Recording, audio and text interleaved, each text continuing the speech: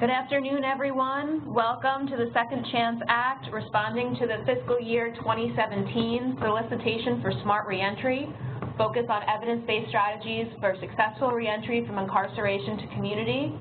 This presentation is being brought to you by the National Reentry Resource Center and the Bureau of Justice Department. I'd like to introduce our speakers today.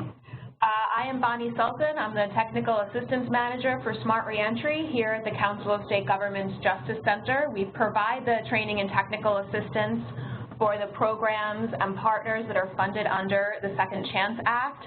I'm very excited to be joined today by Ms. Deanna Hoskins. She's the Senior Policy Advisor for Corrections and Reentry and the Interim Deputy Director of the Federal Reentry Interagency Council out of the U.S. Department of Justice. So if you have any questions throughout the presentation, you'll see that you'll have a chat box on the lower right-hand side of your screen. If you have questions for us at the Council of State Governments, or you have questions for Deanna over at BJA, please feel free throughout the presentation today to type them in. We see them, and we'll be answering those questions at the end. Just before we begin, a couple of technical notes. If you encounter a connection or an audio problem during the webinar, please call WebEx Technical Support. Here's their phone number. It's 866-229-3239. Again, if you have a problem with technical support, give a call, 866-229-3239. We'll be putting that number up by the chat box on your screen. If there's other connections that you're not able to resolve, not to worry. We're recording today's session, and you'll be able to see it online over at our website, which is csgjusticecenter.org/NRRC. We should have that presentation up for you in the next week or so. So if you'd like to also share this with other folks in the field, please do feel free.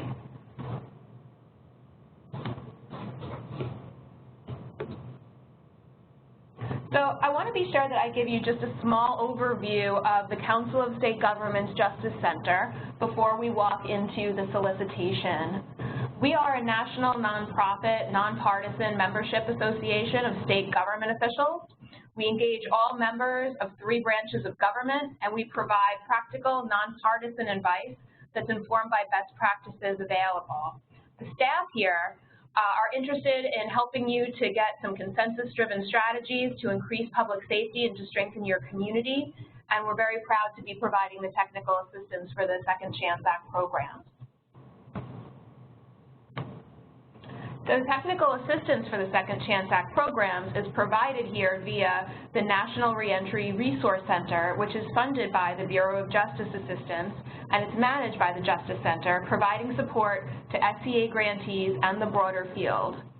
So the National Reentry Resource Center, or the NRRC, has delivered technical assistance to over 600 Second Chance Act grantees, and we provide individualized, intensive, and targeted TA training and distance learning to support grantees from the Second Chance Act tracks. The Reentry Resource Center is continually adding new content and resources to our website. We send out monthly newsletters that provide information about the latest research, funding opportunities, distance learning events, and other news about reentry. If you would like to sign up to our newsletter, you'll see the link on your screen, and we'll also have it at the end of the presentation.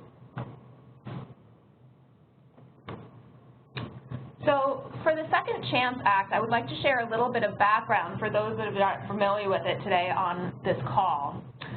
The Second Chance Act was passed in 2008.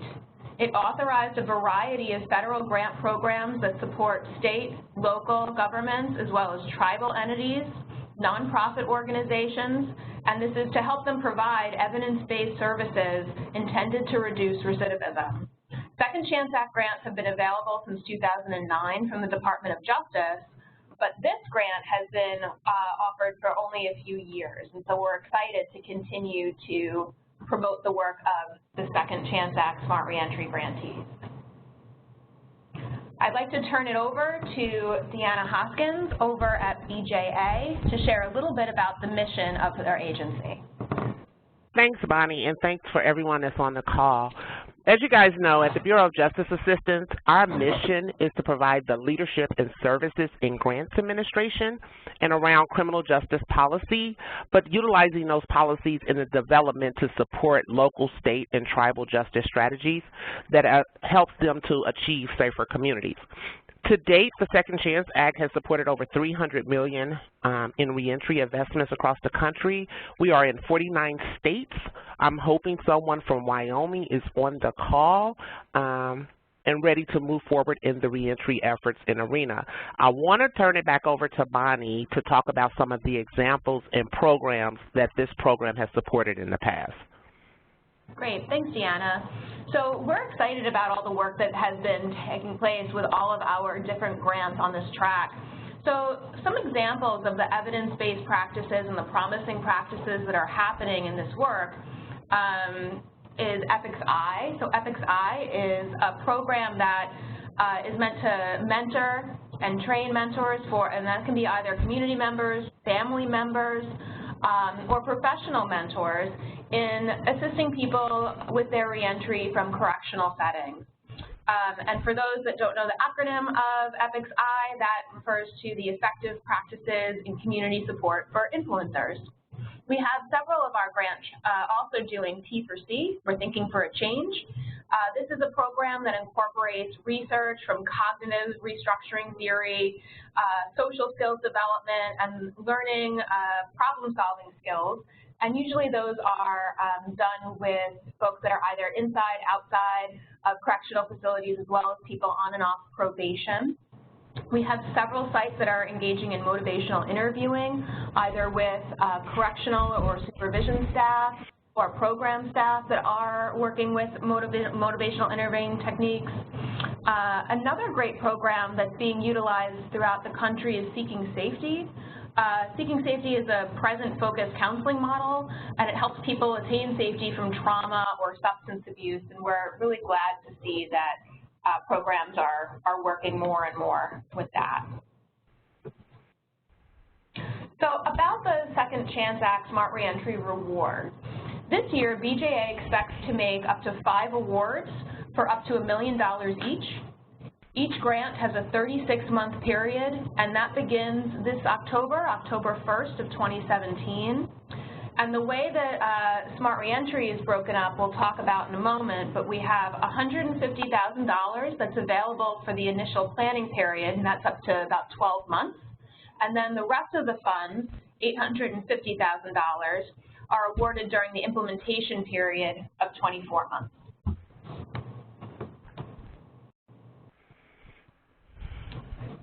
This here is an overview of some of the Smart Reentry grants that have been awarded throughout the years. So as you'll see, in 2016 we had 6 Smart Reentry grants.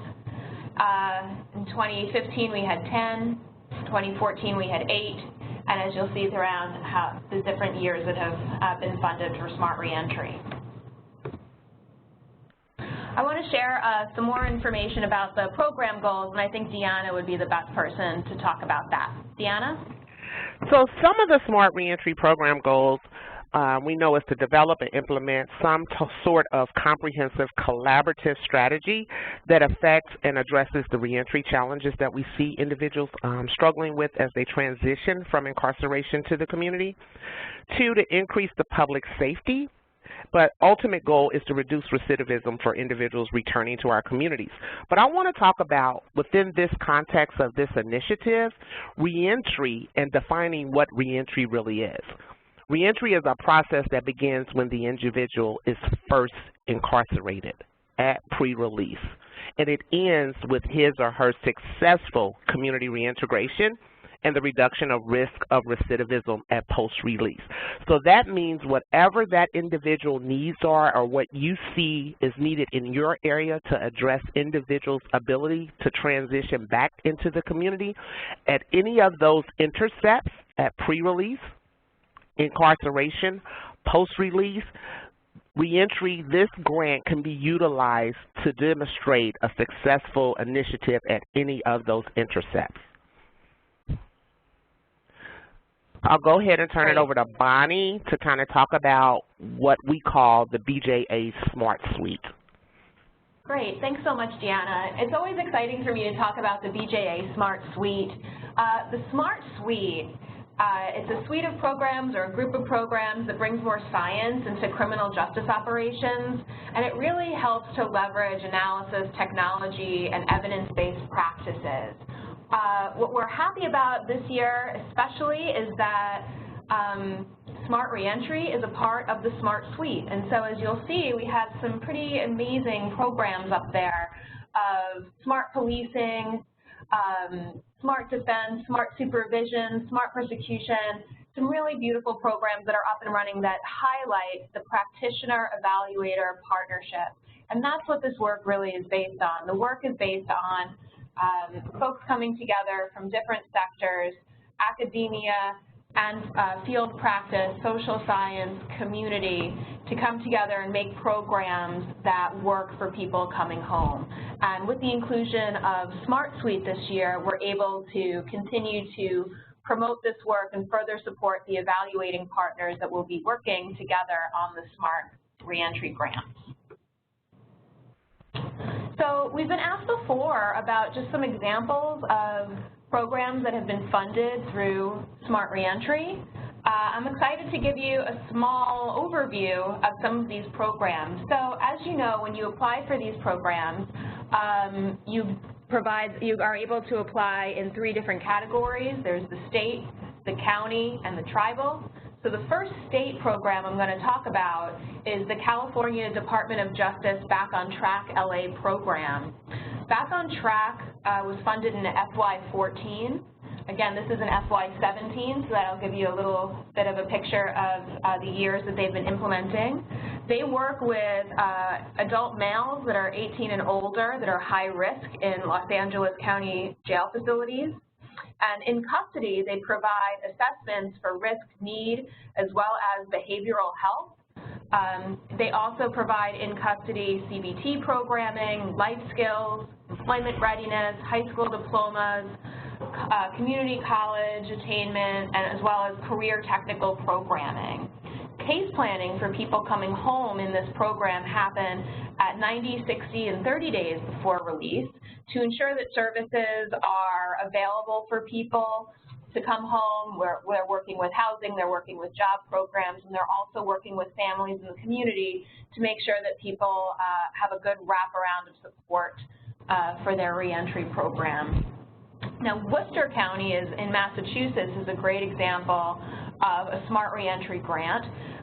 They're working right now with 18 and up high-risk males in custody with co-occurring disorders. So they're very interested in utilizing both cognitive behavioral interventions as well as substance abuse treatment and mental health treatment to get folks stable in order for them to then participate in vocational training, anger management, and education programming.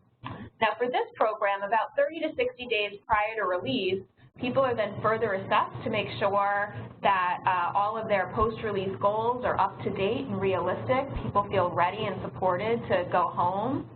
And then upon release, the folks that were participating in custody then have more programming on the outside that matches the work on the inside, intensive case management that pertains to health, mental health, substance abuse, housing, employment, and other transitional needs, and that happens for about 12 months post-release.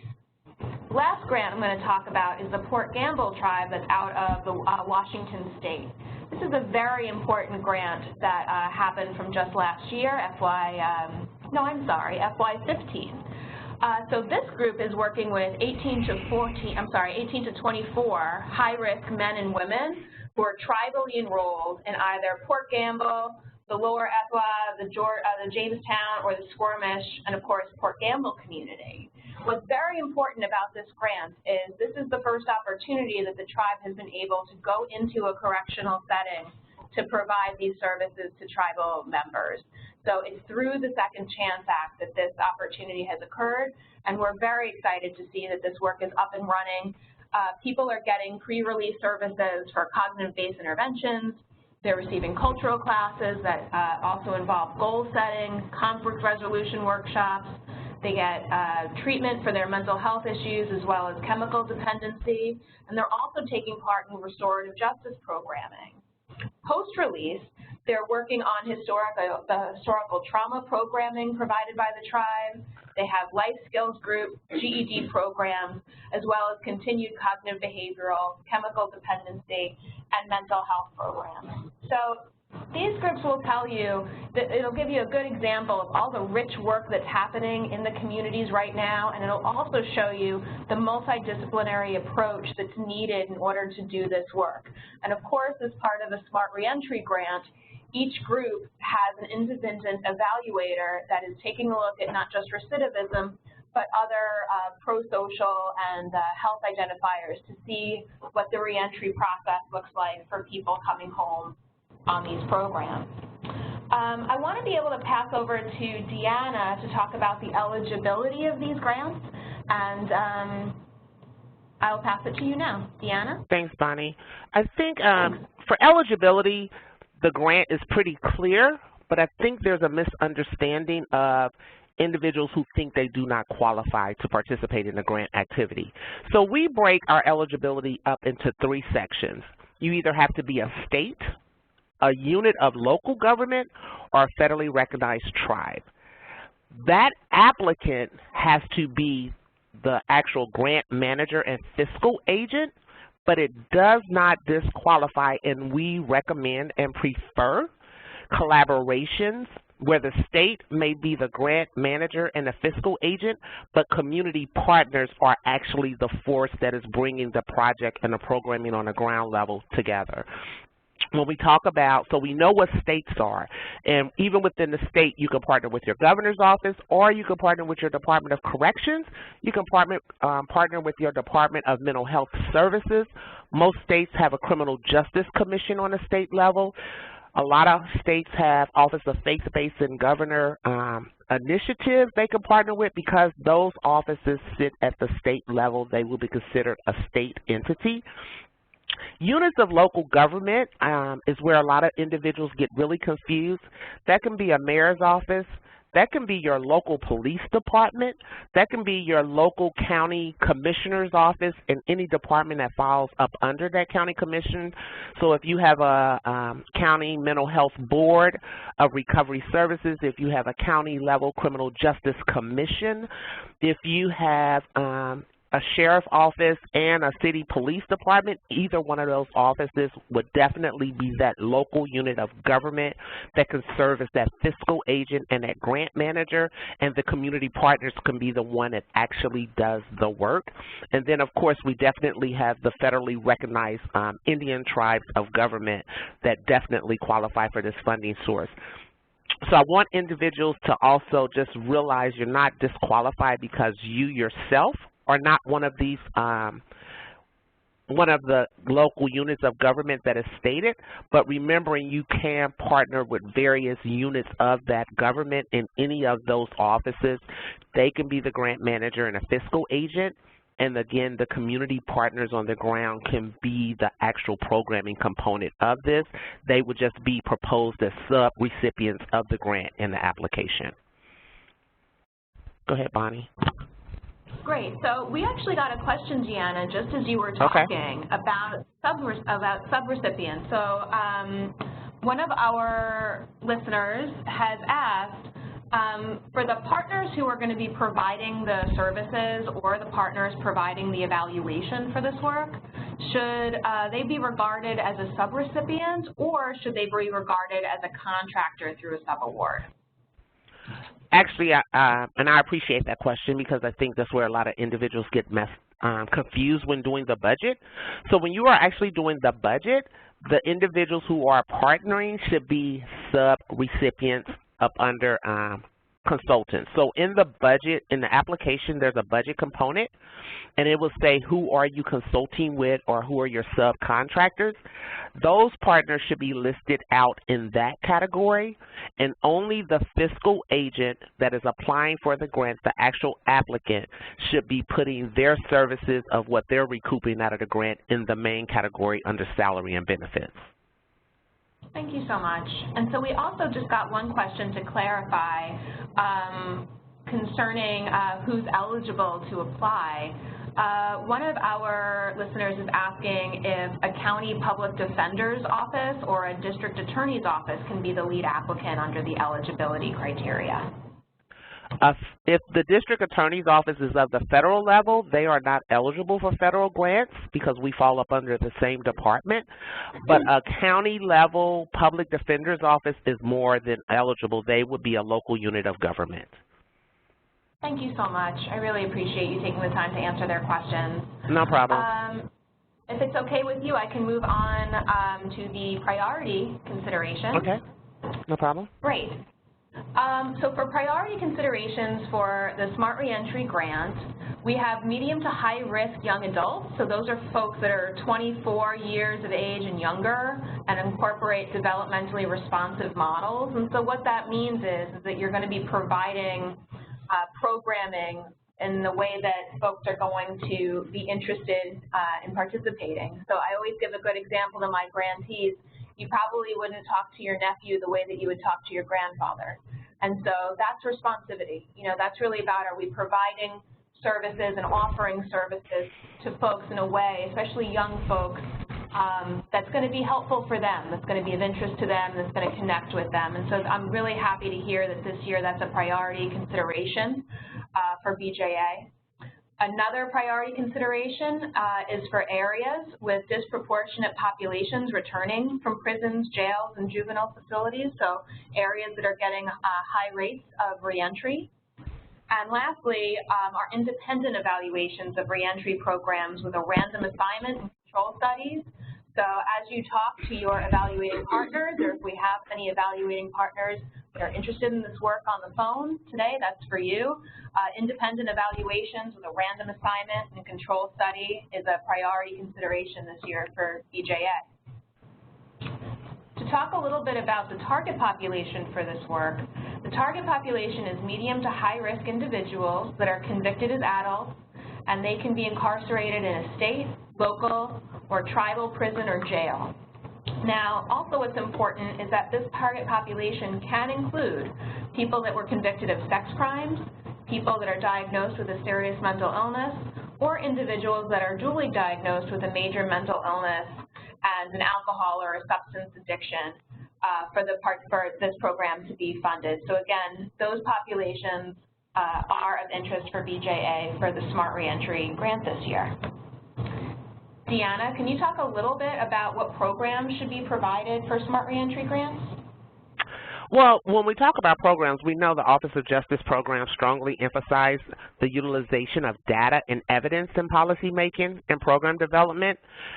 But I also understand that when we say data and evidence, that individuals truly don't understand. One of the things we want to say, what is the data? What are the numbers in your area saying that is driving the need for what you're proposing? How does that data show that the individuals in your areas are lacking the intervention you're proposing? And what has been the evidence around the intervention that you're proposing? So there's a lot of data and there's a lot of information out there that individuals can choose from, but we strongly push that when you're making policy decisions, if you're going to utilize this program to collect data to present to your county commissioners, your mayor, your governor, that you have utilized the correct data and evidence to ask for those policy changes to be changed, or even in developing and supporting new programs.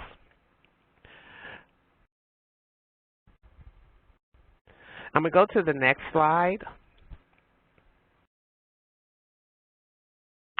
When we talk about grant deliverables, what are we actually talking about? So for the first half, you know that this is a $1 million grant with $150,000 to be used on the planning portion of it. And when we talk about the planning portion of it, we're saying that we're asking you to create a planning and implementation guide. And this is a guide that you're going to input all of the information of how you're building this program or this proposal that we have funded. So you're going to talk about, how did you establish the task force? Was it already existing, or did you bring new partners to the table, and the role that those partners play at that task force? What is the target population that you're targeting? Are you targeting young adults between 18 to 24-year-olds? Are you targeting your area because you have an overpopulation of individuals returning from corrections? Identifying what evidence-based services and supports you're going to implement into this project. And then most importantly, how are you going to collect the data, the performance measurements, and the program evaluation, which we'll talk some more about the evaluation. But then ultimately, what is your plan to sustain this? The sustainability, if this project was funded, but what is the sustainability plan of how this project is going to continue once the grant funds are exhausted? But then we also always ask for a final analysis and report by your research partner. We want to know from the research partner, this project that was implemented, this intervention, did it have the outcome of reducing recidivism for the individuals who were engaged? Did it have the possibility of increasing public safety? So your research partner will write a final analysis of all the data that was collected and present that to BJA at the end of the grants. I'll turn it back over to Bonnie to talk about some of the grant, the mandatory project components. Great, thanks, Deanna.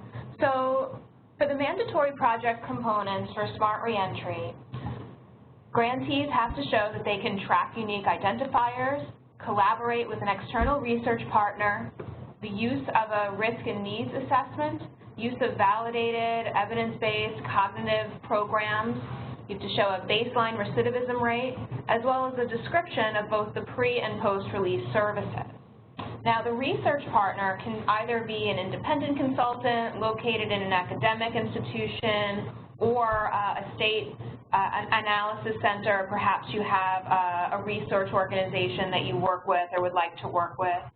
The research partner should be demonstrating that they have expertise in conducting the type of work in the proposal. That's a very important point that I want to make sure folks leave with as you're thinking about who you're going to be partnering with for this work.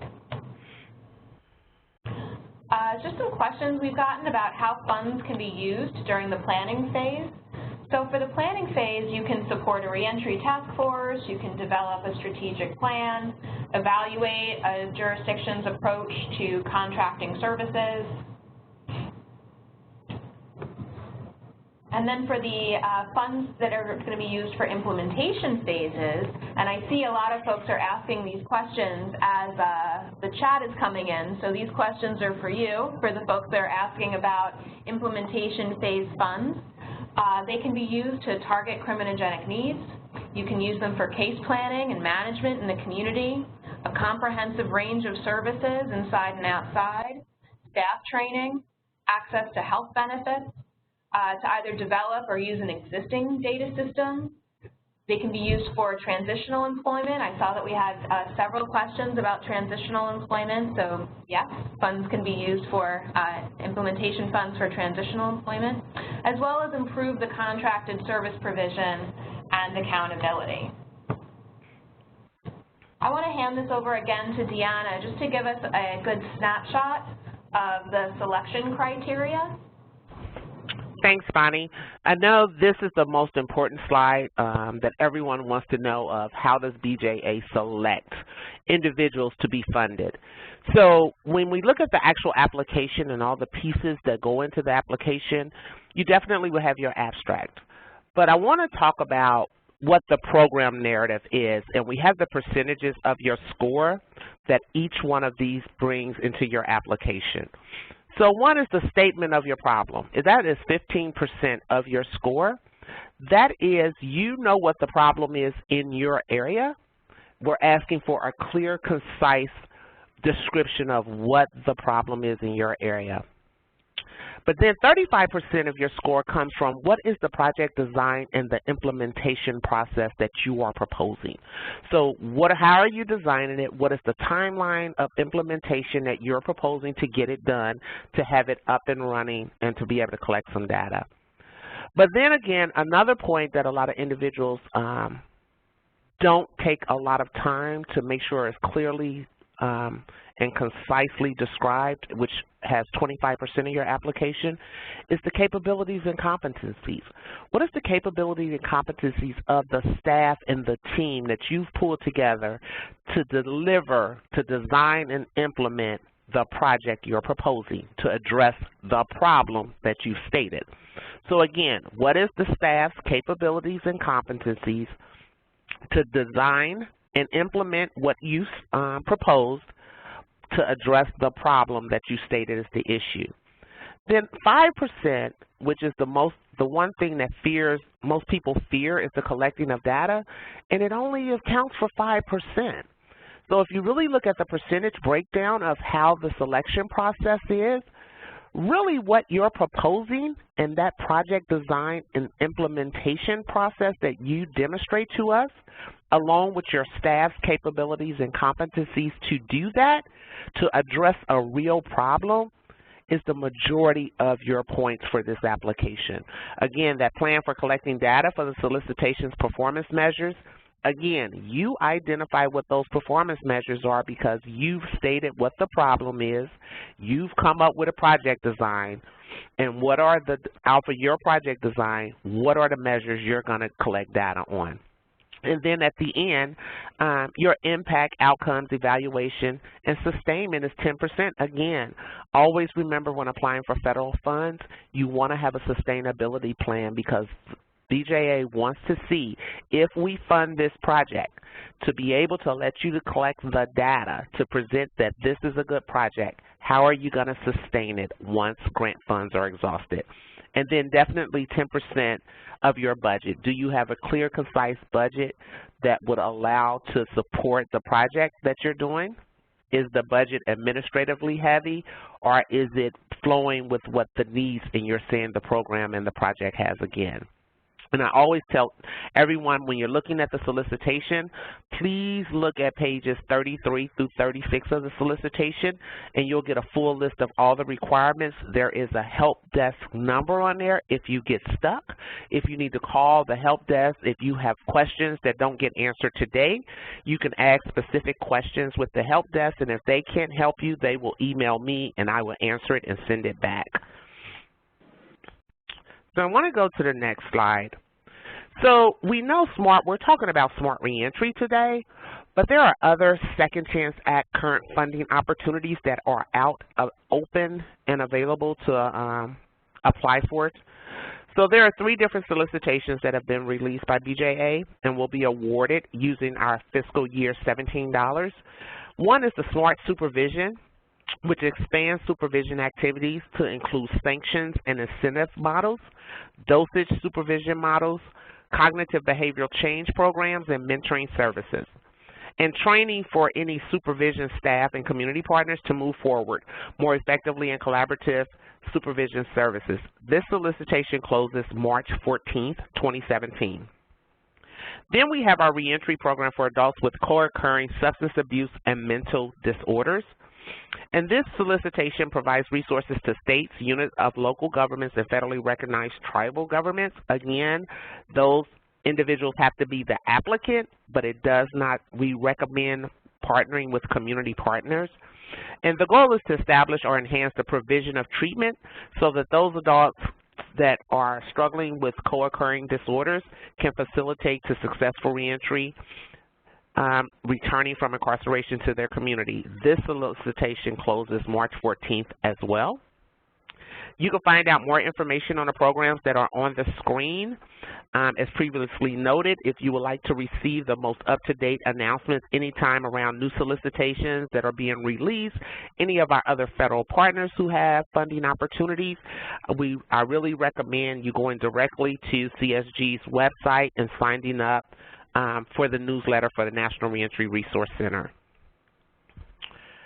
For more information on our solicitations or the one that we're talking about today, the Smart Reentry, here's the website. Again, this application closes March 14th. If you need, again, I'll reiterate, if you have questions or some things that just didn't get answered here today, please, please, please reach out to the help desk and forward your questions as soon as possible so that you can get a timely response that would help you in your application process. At this time, I really want to see if there's some more questions and answers that we can address at this time. Bonnie, do you have any questions? Absolutely. Yeah, okay. We have some great questions from the field. I just want to thank everyone from the field for all of your engagement. You had some really great questions, and so let's get into some of them now. If we don't have time to go through all of them, that's okay. Keisha is emailing folks individually with my email address, and we will follow up with you individually. So if your question is not answered right now, it will be today, and keep those emails coming in. So the first question that we have is concerning the limitation of funds while folks are incarcerated. So Deanna, can you talk a little bit about if there's any limitation of grant dollars to pay for services while people are incarcerated? I guess I need a little bit more clarification. Are they proposing services to individuals who are currently incarcerated, and if we limit those funds? That's right. So they're wanting to know if there's a maximum amount of a budget that they should be putting in. For example, can they only allow for $500,000 to provide services inside facilities, or is it up to them to figure out how many grant dollars they should put in towards services for people while incarcerated? Well, actually, there is no grant limit. One of the things that was not mentioned in this webinar, and I want to make sure, part of when we talk about release services, again, when I define reentry, whatever is being proposed in the community, we want to see pre-release activities happen to engage those individuals prior to being released into the community. There is no budget or no dollar amount to say what should be spent on individuals behind the wall. What I will say, you should be strongly collaborating with your Department of Corrections or that community correctional facility or that local jail to leverage their resources of the services you're providing. I would not want to see a program spend all their dollars behind the wall when they're working with the Department of Corrections. That should be leveraged, that the services can be more impactful outside the wall, but there is no dollar limit. Thanks, that's really helpful. So we do have a clarification question from someone who's interested in doing some tribal work. Their question is about their evaluating partner, and they're wondering, does BJA select the evaluator, or do the applicants identify their evaluator and write them into the proposal? They're asking this because as someone who's working with a tribal grantee, would be a tribal grantee, they would prefer someone who's familiar with tribes and that culture. So can you talk a little bit about that, Deanna? Thanks, Bonnie. And that's very important when you're talking about the tribal government. We definitely do not select the research partner. This is your proposal, your grant, your partnerships. You select. We definitely will want someone who understands the culture of the population that's being proposed for the program. So no, we do not select research partners. That is totally up to you, and it should be inclusive in your application. Great, thanks. Another question we have is for someone who's looking for this grant. They're wondering if the program needs to be set up before applying, or do you only fund existing programs, or can somebody perhaps have a program idea that they're proposing, and through this work they can implement it? So here's a part where we really want to clarify. Mm-hmm. Reentry is not a program, reentry is a process. So if you're standing up a new program, we're not saying create a program. We're saying, are you creating a process and an intervention that has the ability at those criminal justice intercepts to reduce individuals' recidivism rate? So if there's services and interventions that you want to create to address that are brand new, to address the population that is within a Department of Corrections, local jails, under community supervision, and there's a new process of interventions you want to create, definitely we support that. This is about new ideas. That's why it's called Smart Reentry, but we would not want to see a brand new program, bricks and mortar, being built off of this, and there's no sustainability plan that once the grants funds go, the individuals who benefited from the program are now without the program. So again, it's about how you design it. If you design it as a brand new program without any structure, but are you designing it as a brand new process within an existing structure within your locality? Yeah, I'm really glad that we got that question, and I really appreciate you clarifying that, Deanna. I'm sure a lot of folks are nodding along with you as you're saying that, so really appreciate you talking about that. The last question I think that we're going to get to just talks about the evaluation partner. And again, if your question isn't answered today, right, with this conversation, we are getting in touch with everyone on their individual chat stations. So not to worry, we will be in touch with you. So the question that we're getting in terms of the research partner, I'm sure a lot of folks are having this. So in terms of the planning phase and funding for the planning phase, which again is $150,000 for 12 months, this individual is asking if that can be used for the research partner to begin working on the evaluation and framework. Well, the research partner should actually be building the structure, getting IRB clearance and all of those things, but the payment should not be going immediately to the research partner because they're not researching and collecting data because you haven't implemented anything. So some of the funds can possibly be used. I know some research partners may need research assistance in different things, but again, I would wait till my P&I guide, which would have to be cleared before the implementation funds can be released. I would wait till we're at the tail end of that before I start trying to look for research assistance and different things, because your research partner is not doing any work because you haven't implemented anything for them to start collecting data and researching on. Mm-hmm. That's really helpful. No. Hey, Bonnie, can we? Yeah. Okay, go ahead. Did you get the email I just sent you about 3 o'clock? Yes, yes. Okay. So would you like to take another question? And take a couple more. Okay, great. Again, thank you to everyone who's writing in all of these chats. You know, Deanna and I have done a lot of webinars together and in the past, and you're such an engaged group. Your questions are hitting the mark. So we do have about 10 minutes or so for questions. We're happy to stay on and continue to answer them. Again, really appreciate you guys asking these. And so here's a great question talking about the goal of the 50% reduction in recidivism. So one of our listeners is asking, you know, the solicitation states that reentry strategic plans should list its goal as a 50% reduction in the rate of recidivism over 5 years.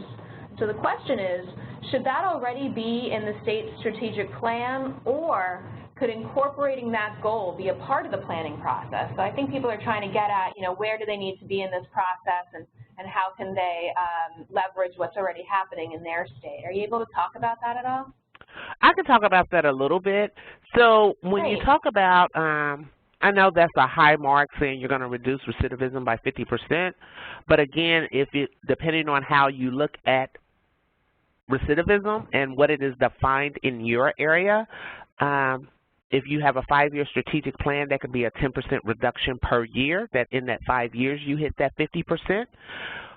Or if your state already has a strategic plan and reentry concepts and goals were not included, this can definitely be an opportunity to bring a task force back together to look at what the state has proposed before and how do we amend it to add additional resources and goals within that plan. So yes, that would be allowed. Great. Another question that we're getting, which is, I'm so glad that we were asked this, is in terms of the definition of recidivism. So grantees have asked before, and folks that are looking to apply have asked before. I'm glad that we have a couple of minutes to talk about this. So Deanna, are you able to talk about, you know, number one, what is the definition of recidivism, and how would you like to see that addressed within the narrative? Wow. So one of the biggest problems is the variation of how everyone defines recidivism. For the purpose of this solicitation, we're defining recidivism as a return to incarceration with a new charge. So an individual, because of the reentry barriers that we're hoping that some of the proposals address. We know that some individuals leave prison with overstated child support cases and open warrants, that state facilities will not hold you because you have a child support warrant or a misdemeanor warrant, that you can be released into the community and once you encounter law enforcement, be rearrested. We are not counting that as a new charge because that was an existing warrant that happened when that person was released. But if an individual is released from prison and they commit a new crime that sends them back to prison, we are calling that recidivism. So I'll say it again. If an individual is released from prison and commits a new crime and is resent to prison, and in a lot of states we say up under that same number, that is recidivism, and that person would count. Great. Thank you. Another question that we have is in terms of the risk assessment tool. A couple of folks have asked if BJA has any preference about a risk tool that's being used or one that's selected to be used. Are you able to give us any information about how folks should be talking about the risk tools, or if they're going to be selecting one for this work, how they should go about doing that? Well, the number one thing when selecting a risk tool, I would hope that individuals are not only selecting a risk tool, but selecting a risk and needs tool that once you identify the risk, you're also addressing the needs. But long as the tool has been validated, we're asking for tools that have been validated in the field to show a consistency of identifying the risk, criminogenic factors that individuals have that makes them high risk for recidivism. Great. I think that's really helpful. You know, here's a question that we haven't gotten on a webinar before, but we've gotten them privately, so I'm really happy that somebody asked this while we're able to talk about it and with the group, and this is about the match. So they're asking if you can provide just a little more information about what you're looking for as BJA in the match, and you know, any ideas or any direction, or if there's any type of eligibility for matches, anything like that, I think will help the listener start thinking more about what match funds they could be using. Okay. So when you think about match funds, and I'm trying to pull up the solicitation so I'll know the exact percent, but when you start thinking about matching funds, also remember that the applicant, so if the state is applying as the applicant and the fiscal manager, that a lot of the match can be what we call in-kind funds.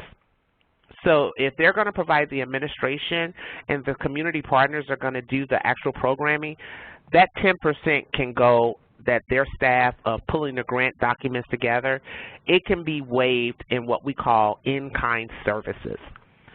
But then there's another type that has a dollar value to it. So say you're going to partner with an individual organization and they're going to provide a service, especially when you have a reentry task force, and there may be a partner at the table who's not getting physical dollars from this grant, but they're going to provide the services to your population if needed.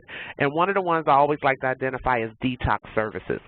So detox services, because you have enrolled your participants in Medicaid, they would then, if they needed detox or they utilized drugs in some kind of way and they needed detox, that detox treatment service may be a partner on your grant to say, we're going to provide detox service to the participants of this grant, and those detox services are those beds that we're going to identify cost this much. That is a cash match. That agency is putting up 5 detox beds that have a dollar value to them for your participants of this program. So that is another creative way to have your match of that for fiscally cash value of the services that some of your partners are bringing to the table. Did that help? I know that's always a tricky question. Yeah, and if anyone on the line has further questions about that, you know, Deanna's absolutely right. It's a tricky question, and we're happy to provide further discussion if you like. I have one final question that I'm so glad someone again asked while we're on this webinar, and so everyone can hear. It's a question about task force, and it's a question about membership. Who should be involved in a task force? What types of agencies? And are we only talking about correctional or supervision agencies, or are we talking about community agencies or other groups such as that? And so, Deanna, I know that you have a lot of passion and a lot to say about this type of membership. I'm wondering if I can pass it. Yes, and actually, I'm real happy to answer that. I'm really happy to answer that question. So when we start talking about reentry task forces, I think a lot of times we have the wrong people at the table. Normally I go into areas and I see correctional staff, I see all law enforcement, judges, prosecutors, public defenders at the table. When you're talking about a reentry task force and the process of reentry happening in the community, you definitely have to have your community partners at the table. But not only do you have to have your community partners at the table, you have to have the subject matter experts at the table, which are the formerly incarcerated individuals you are attempting to assist. If they are not at the table helping drive your locality's agenda, you're going to continue to miss the mark. So definitely, when we talk about community providers, you definitely should have your county child support, your county Medicaid office, your local faith base, if you have an eye clinic, whoever's going to provide services to this population. If you have a local justice and policy center that provides services to this population around legal services, you should have your legal aid. You should have your housing authority. You definitely should have your police department, because they play a role in reentry and the process of assisting the community as well. But definitely, and people always say, how do you manage that? You don't manage it. You build an advisory committee that helps, but you allow the community to be actively engaged, because when you create a reentry task force in the community, if the community is engaged, whatever comes out as a consensus of what you're going to do, the community owns it and it will have life. So as you were saying that, Deanna, we got another follow-up question saying, so if we don't have that type of community involvement or task force membership, who do we go for help? You know, who helps us in that world? And I think that might be a great way to drive home the work that's done by the Justice Center and the work that you do. Are you able to just give a small snapshot on how grantees can come and get that kind of help if that's what they're finding in their community? Definitely. If you want to build that out with your community, you open it up to your community. You have community forums. You invite the community to the table to help address, and not only address, but to identify what some of the issues are. One of the things that we know for sure is that everyone on this phone call has a parole or probation department in their office, and every parole and probation department has individuals who have been successful. They have contact to family members who are interested in this. Everybody on the phone, localities, faith-based organizations have members who are family members, who are concerned citizens of the community who want to be involved.